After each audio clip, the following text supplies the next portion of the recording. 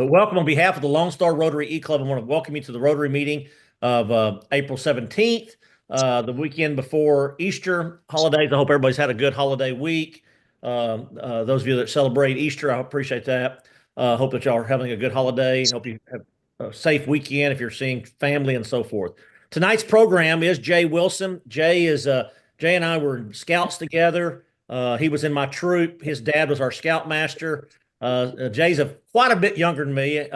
He's 4 or 5 years younger than me, but we've been lifelong friends. I do appreciate when he tells his Rotary story. He credits me with having an influence of him joining the Beaumont Rotary Club, so I appreciate that when he tells that story. But I also remind him that I also talked him to joining Rotary. We were at the bar, so I think that he can blame me for his Rotary journey as well. Jay is not only a member of the Beaumont Rotary Club, but he's also our district champion for polio, ending polio now, the Polio Plus project. And once again, I'm going to give Sharda credit. Sharda really pushes us to make sure that we stay grounded as a Rotary club, and we talk about Rotary projects periodically. And we do have some great speakers, and Jay is one of them. I think it's just as critical that we talk about Rotary projects as well as getting these interesting NASA astronauts and DAs and so forth. But it's very critical that we stay focused on our mission as a Rotary Club of what we're doing. And polio is a big part of that. And so at this point, I want to turn it over to our speaker, Jay Wilson, District 5910 Polio Plus Chairman of 5910. Jay, I'll turn it over to you, buddy. Well, thank you, Kent. The wonders of modern technology. We were driving, well, we were until we just slowed down. 75 miles an hour on 99. I'm on my laptop, connected to a hotspot on the phone, and I'm here with all y'all. I do credit Kent for getting me in Rotary. So 2 things to remember. If you like what I have to say, you can thank Kent. Conversely, if you don't like it, you can blame Kent. I'm going to share my screen, a polio presentation on PowerPoint. Let's see if this works. Share. There we go. Everybody can see it? Yep. Perfect. Good. So what I want to talk through and kind of set the stage. Why are we not advancing here? There we go. So what I want to do is kind of go back to basics. Like Kent said, talk about, what our Rotary project is and why. In the 3 years I've been the district polio chair, I've had a number of presentations, but I really like this one.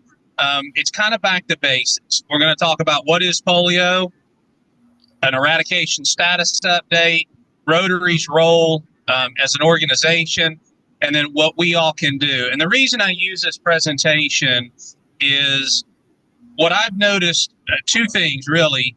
One, we have a very diverse age group of Rotarians throughout clubs. And I typically break it down into 3 generations. My parents, who were born in the mid-40s, as they were growing up, their parents, my grandparents, were scared to death that they would contract this disease. By the time I came around, and Kent and many of you, there was a vaccine, and it was something we never had to worry about. And then the last generation after that, my kids, my grandkids, they wouldn't know what polio was if they didn't talk to a Rotarian or know a Rotarian. And so I want to make sure we cover that. And then number 2, what I've noticed as an organization is when I joined over a decade ago, Rotary International talked about polio constantly. Then at some point, they put it back in the club's hands, and the clubs were supposed to talk about it. Now RI has picked it back up and is really putting a focus on it. If you think about people that have joined over the past 5 or 6 years, they might not have got the emphasis on curing this disease that others might have. And there's not a meeting or conference that I go to that I don't have somebody younger say, well, I don't understand why we're still worried about polio. We need to give up on it and move on.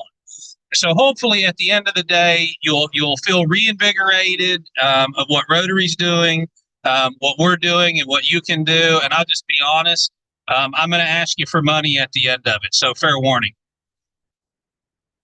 So what is polio? Hang on, I gotta move the speakers because y'all are covering my presentation over here. Cameras. Obviously, polio is caused by the polio virus and spreads from person to person. It's normally transmitted, and I'm glad I don't see anybody eating dinner. It's through poor sanitation. It's through fecal matter. It gets into the water supply, and then people are infected. There is no cure for polio. And I have this quote a little bit later. Polio is 100% uncurable, but polio is 100% preventable through the vaccine.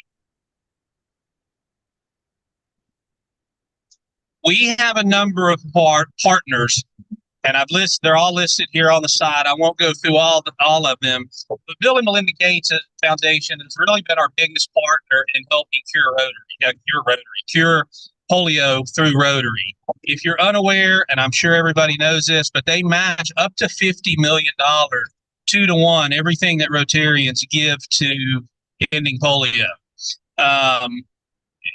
UNICEF, WHO, and then national governments partner with us as well. Since Rotary started this in the late 80s, we have over 3 billion children that have been immunized. More than 20 million people who would have been paralyzed are able to walk now. And if you look at the map on the left, you can see that 1988, there were 350,000 cases in 125 countries. 2 years ago, in 2023, there were only 12 cases in 2 countries. You're going to hear more about it in a minute. Those 2 countries are still where we need to eradicate polio. It's the only 2 that are left in the entire world. There are actually 3 types of polio. Polio is the only disease that's in the, whatever you call it, the disease handbook that has 3 entries. Most of them have only 1. We still have type 1 in Afghanistan and Pakistan, as I just mentioned, the only 2 countries that's still endemic. Type 2 was certified as eradicated in 2015, and type 3 was eradicated in 2019.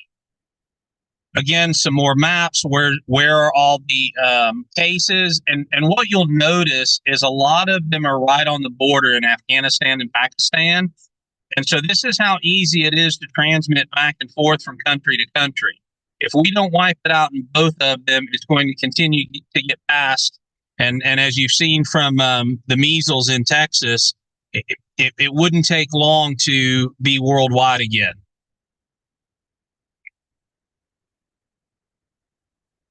I get asked this question a lot, and if you get updates, there is a variant polio virus.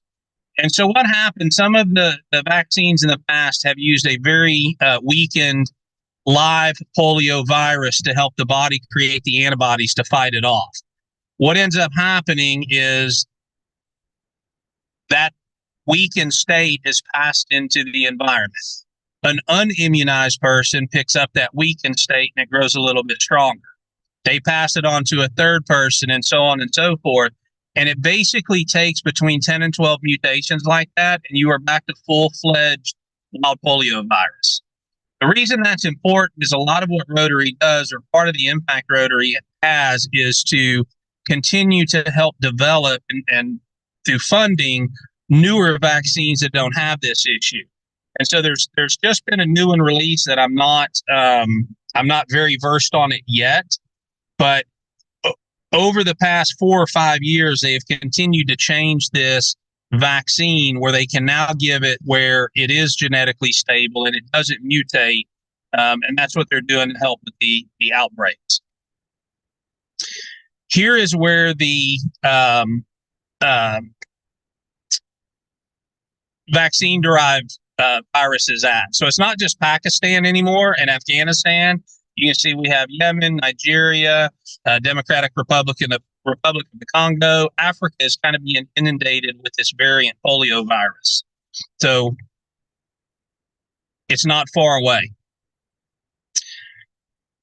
So here is the polio eradication strategy according to RI.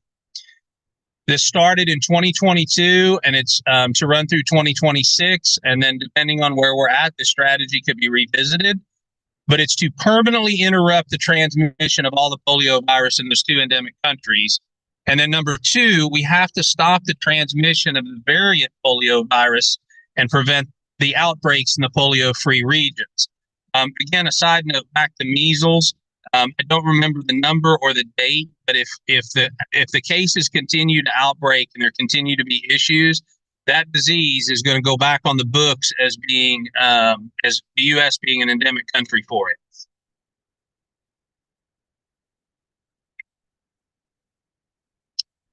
So, what is Rotary's role? And more importantly, this is really what we've done.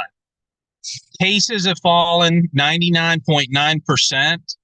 1.5 million lives have been saved, 20 million volunteers around the world, and we built an infrastructure to really help figure out what's going on. And it's not just vaccines. As I said, money goes into into funding to develop the vaccines. Money goes into the volunteers to help give the vaccines. But it's also the surveillance systems that are out there so that we can figure out where the virus is, and I use the word erupting, where we have the cases pop up. Somebody's got to test that. Somebody's got to know what's going on, and a lot of our funding goes to that. The three main focuses are fundraising, which is number one and most important, advocacy, and raising awareness, which is what I'm doing tonight, and hopefully you guys will carry the torch forward and spread the word to anybody that'll listen. So I mentioned Bill and Melinda Gates a minute ago. They will match 2-to-1 up to $50 million. So I don't think anybody, if your bank told you they double your money up to $50,000, you'd all put $50,000 in, right, to get the most of the match. And we're falling a little bit short of that, where we have this $50 million goal that will be matched, but we're not reaching the goal. We're not making as much use of our money as we can. One of the misinterpretations I run into, and I'll tell you who made this deck, was Carol Pandick, who is the Rotary International Polio chair. They are looking or encouraging donations from three different places. One is individual members, which is all of us, each club donating $1,500 per year, and then 20% from our district designated funds at the district level. And I will tell you, in the 3 years that I have been in this role, our district has exceeded that 20%. I think last year it ended up being close to 40, and we're at about 30 this year. And Bobby can correct me if I'm wrong on that number. But those funds are also matched. Where we lose some momentum is clubs put in a goal of 1,500. And maybe they have 50 members, and if one member donates $1,500, they feel like they've reached their goal and they stop.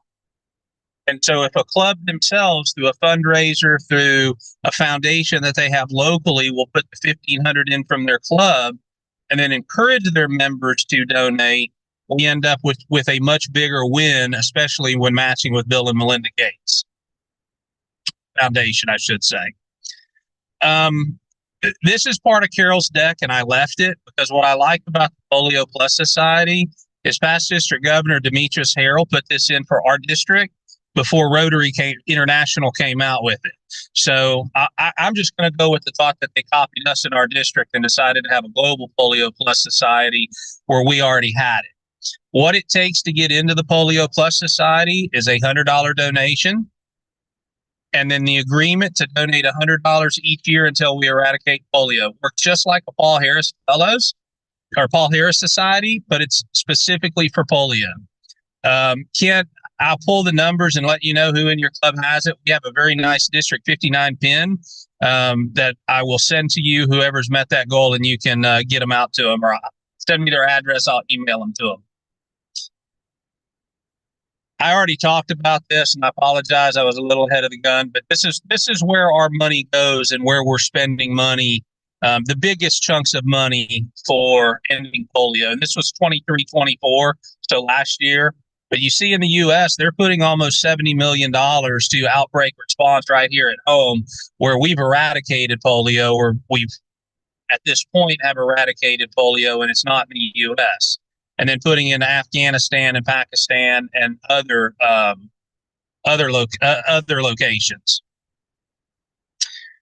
Advocacy, and these are some of my, I guess, most interesting slides, is because you will see Rotary leadership sitting down with government leadership at the top country level to help eradicate polio, or put an emphasis on eradicating polio.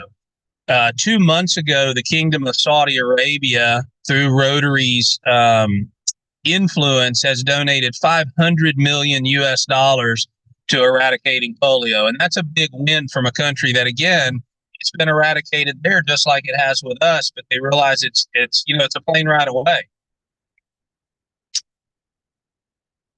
The timing, and I was going to do this presentation tonight, and then since I was driving to San Antonio, I wasn't. But next week is World Immunization Week, so the timing was perfect to talk about this. Why it starts in the middle of the week, I don't know. I don't make the rules, but it starts next Wednesday and runs for another full week. And so you'll see a lot of press, may even see some things on the news about all the different organizations that are getting together to do World Immunization Week, and ending polio will be at the top of that. Here are just some interesting slides that we found that, are ways people have raised money or done fundraising to end polio. A festival, fun runs, skydiver. I'm out on that one. You can have that one, Ken. But there's a number of things that are done just to help raise awareness, and it's really all coming from Rotary, which we're all a part of. Nope, see, I'm ahead of myself again. Raising awareness.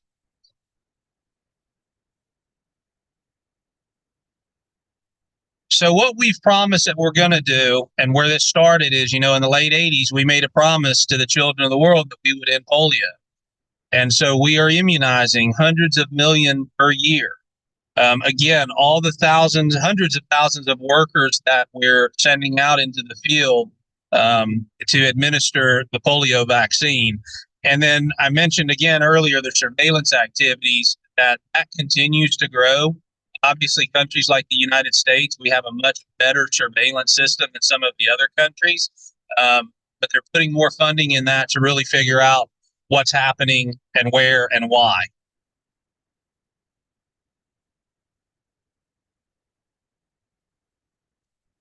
So if we stop now, 200,000 children would be paralyzed every year within 10 years. And so if you do that math, it very quickly becomes a worldwide epidemic again, and we're right back where we were in the 40s and 50s. I think we can all remember just a few short years ago the pandemic we had, and polio is imagine that times 10 with polio. So this is where we are at. I updated this slide yesterday. This was as of last Friday. There are 7 wild polio viruses in the world right now. 1 in Afghanistan, 6 in Afghanistan. The report came out today. Those numbers have unchanged. So we've now gone 9 weeks without a child being paralyzed from polio. The good news is, even though I started this presentation with numbers from 23, we had a big outbreak last year. We ended up with 99 cases for the year, which was up from 23 the year before, or 12 the year before, and 23. We're also trending down in the variant polio cases. There's only 20 year to date versus 310 last year. So let's just say we're a third of the way through the year. There's an opportunity that we'd be at 21 and 60 at the end of the year, which would be a huge decrease.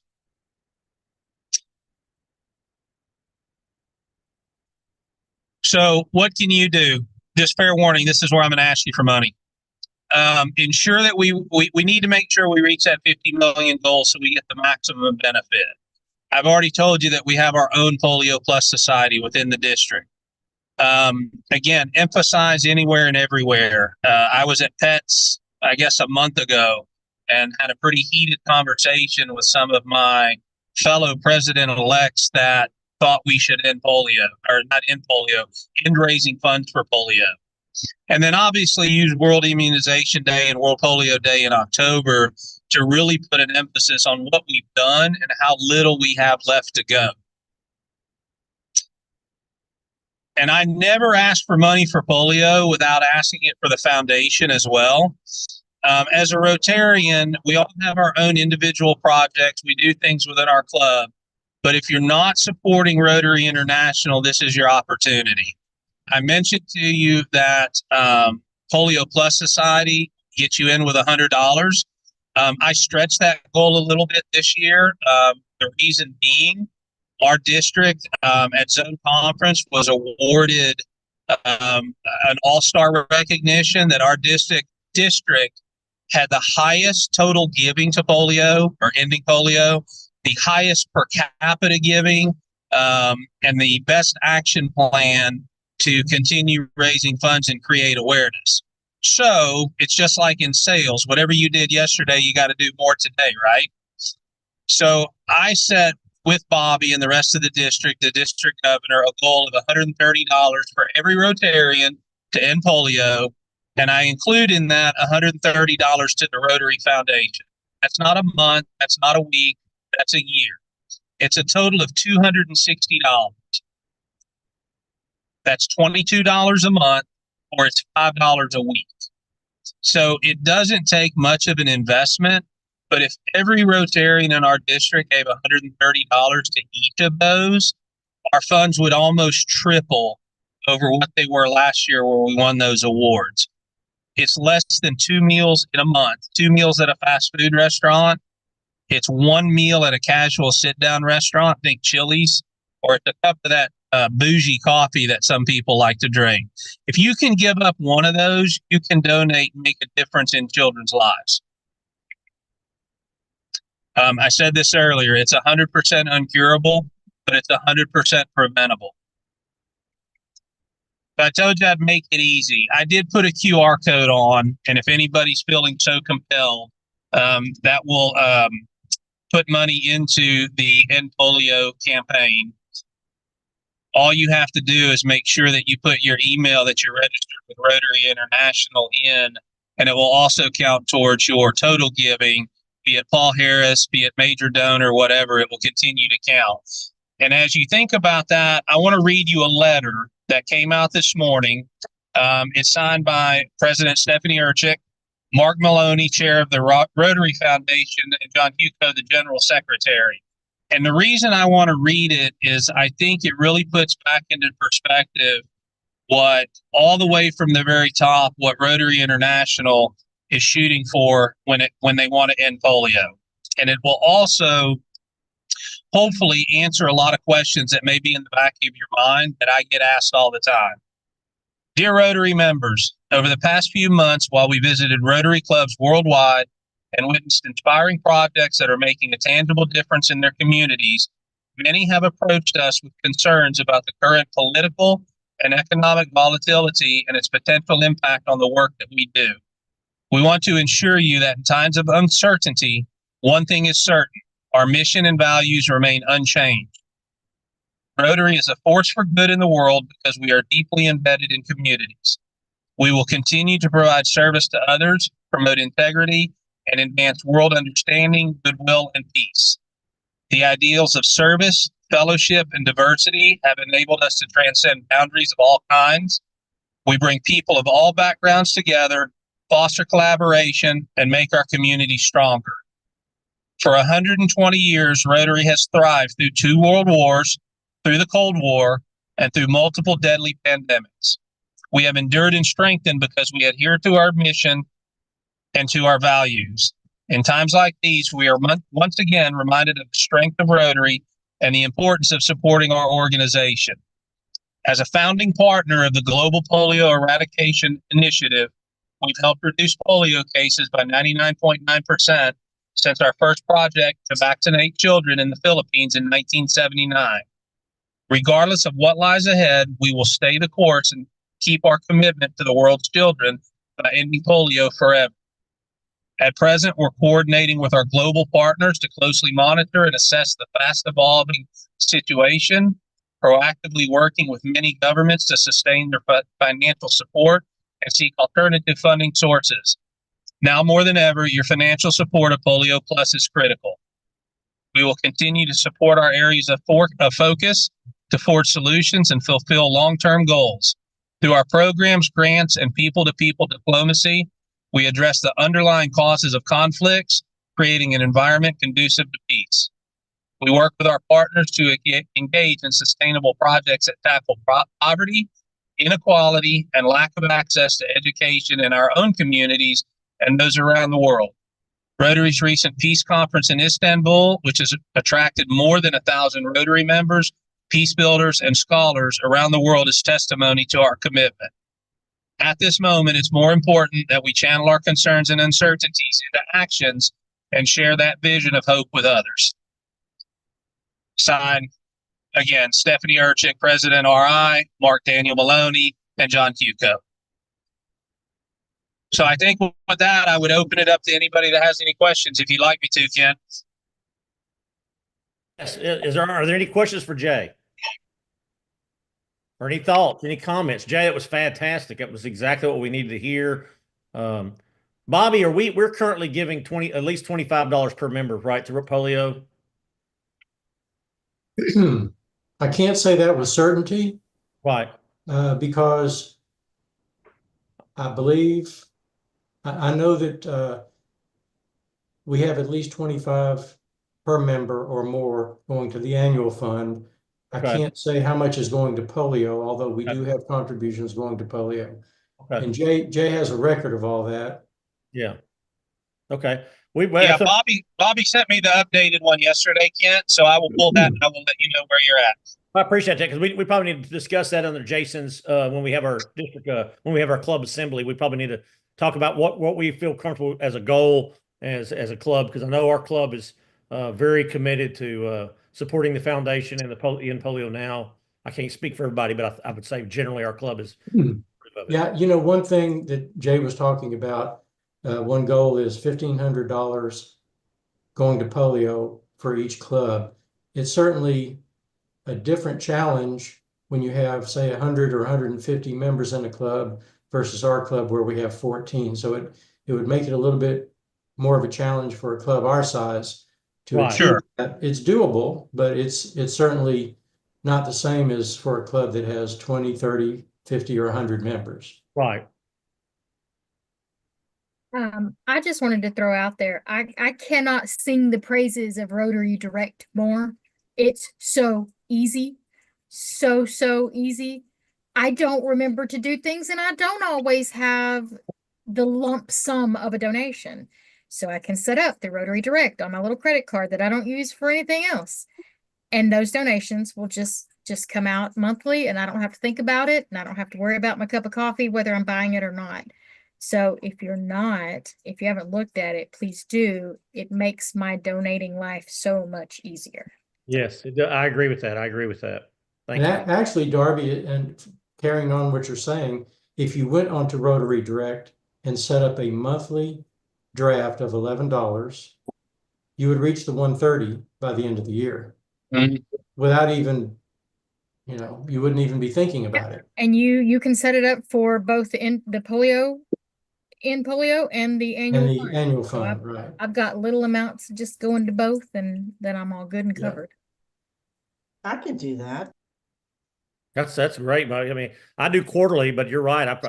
It'd probably be easier to give more frequent. That's, how does Apple make their money? They don't make their money from selling iPhones. They make it from subscriptions. So, that $9 a month that I signed up for back in 1999. Now, got the CDs mailed to me is now what, $29.99 a month now, and I don't even miss it. It really is. I don't miss $25 a month, but to say 130 now, Right. it's more impactful to my little budget. So Yeah. Sure. Yeah. Any other questions for Jay? Well, Jay, Go ahead. Yeah, where are you going? Oh, I'm sorry. We are on our way to San Antonio. You're just south of us right now. Yeah, I know, but where are you going in San So Antonio? Amy's parents. Oh, okay. All right. It's their Easter family trip.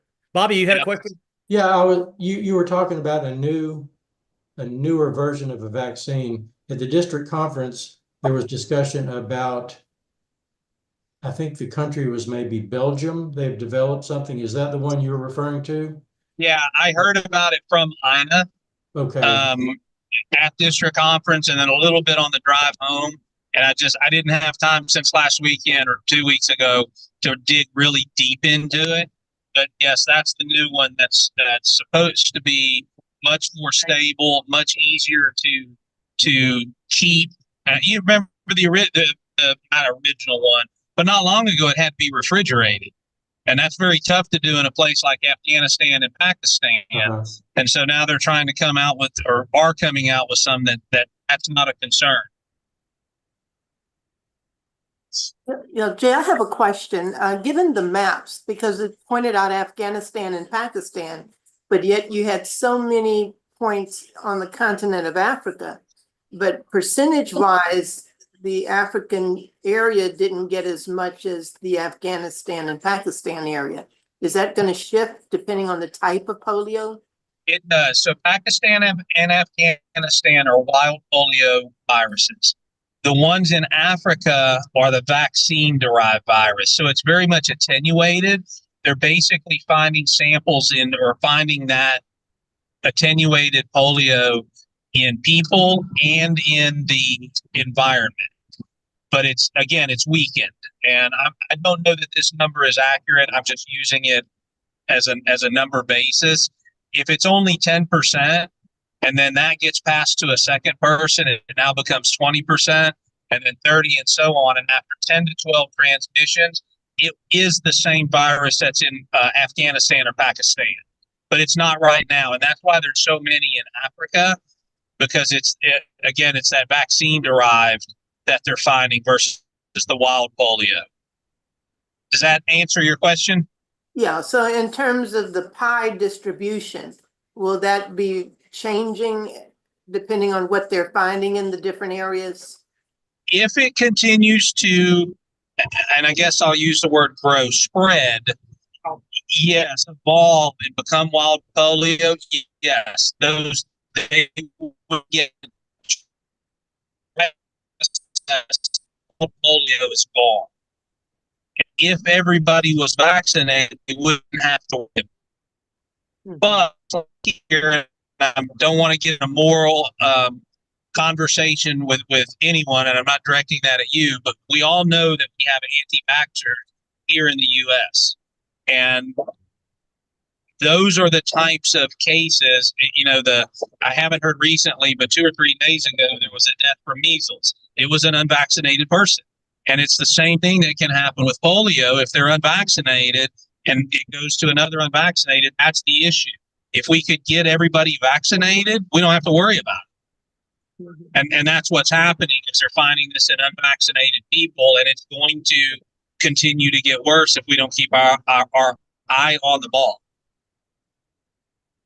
Yeah, I agree with what Jay's saying. Tia, I put on the screen there. I put the latest numbers as of this week. They're in green. Down at the bottom, you can see in the African countries the 34 cases of the variants and what countries they're in. Angola 1, Chad 8. You see that? You see where are you seeing those? Yes. Okay. I just wanted you to see those, because I love this map, but the map, looked like there were all cases, and really what we're looking at there is, Ethiopia has 13 cases. Right. So we want to know where the cases are at. So, Good. and that's an email that I can get you signed up for if anybody wants that. That comes out of Houston. Terry Ziegler is kind of the zone polio champion, and he sends out a weekly polio email, and he sends that to any Rotarian that wants it. And so if anybody wants it, just let me know, and I'll send it a message to Terry, and he'll add your email. But he sends that out weekly, and that's just an interesting read as you start seeing those numbers. Good. Any other questions for Jay? Jay, I appreciate your efforts, your time, not only to our club, but to the Beaumont Club and to the district. And I do appreciate you being willing to, when I asked Jay to speak, he said yes. And then he came back and says, hey, we're traveling. Can we move dates? And then we couldn't get a date that worked, and there was conflicts, and we went round and round. And finally, he called me this last week and he said, did you have a program for this week? I said, no. And he goes, I will honor my original commitment and be here. He goes, we'll stop at a Buc-ee's or something. And so I appreciate him doing that. I knew we would make it work, and I appreciate Jay's effort. That's that Boy Scout intuitive, ingenuitive, have the fun that it's all the things that I taught you as a senior patrol leader, Jay. Is that what it is? That's what we're going to call it. Yeah. You don't want me telling stories on this call, do you? No, we don't. No, not since it's being recorded that we stole your dad's beer, you know, on the campouts or anything. Since your dad's not on the call.